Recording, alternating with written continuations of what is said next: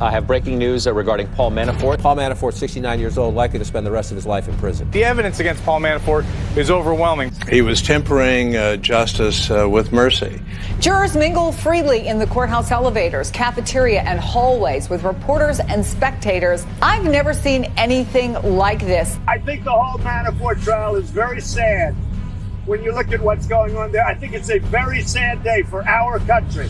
Jury sequestration has become rare. It sometimes causes more problems than it solves because jurors don't like to be away from their families. And these jurors have taken an oath, and the process assumes that they're fulfilling their oath by not looking at news coverage. And the process assumes that they're fulfilling their oath by not looking at news coverage. It does raise questions, doesn't it? They've gone home for the weekend. They are not sequestered. And, you know, I mean, it's everywhere. Anywhere they turn, anywhere they look, there's reporting on this. He worked for me for a very short period of time. But you know what? He happens to be a very good person. And I think it's very sad what they've done to Paul Manafort. But we got to wonder, is that really human nature in the world of smartphones for them to see none of this avalanche of coverage about this trial? You say it's really tough, federal prison is. Well, it's equally tough for young black men who get convicted of crimes. Absolutely. That people don't think, you know, or think, why are they being convicted of crimes and getting far bigger sentences than aging white guy convicted of tax fraud? Mr. Manafort, did you collude with Russians? That's why you have a pre-sentencing report. The pre-sentencing report looks at the person's entire life. You're right. Are there disparities? That's the reason we have sentencing guidelines. But it's also the reason that Congress has seen fit to give judges the ability. It's reviewable, so we'll see.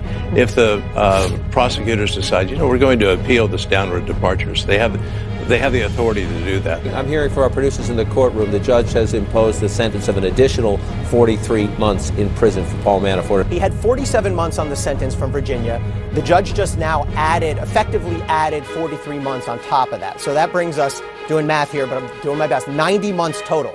Now, in the federal system, there's no parole, but prisoners can get 15% off for good time, good conduct in prison. So if you take that away, that'll put him at about 77 months. A total of 7.5 years in jail for Paul Manafort. But also remember, Manafort has been in jail for 9 months. He gets credit for that. So that brings us down to 68 months. And again, if I'm doing the math and the calendar correct, that means he would get out in November of 2024. Ultimately, the Bureau of Prisons determines where somebody is going to serve their sentence, and that's based on a variety of factors, including how dangerous the person is, the length of the sentence, whether there's a need to isolate the individual from other persons. And there are several degrees of federal institutions, ranging from prison camps, which are the least restrictive, up to the kind of supermax prison that you talked about before, where El Chapo is going. Ultimately, what this all boils down to is we're just going to have to wait and see what Bob Mueller finds and what he reports.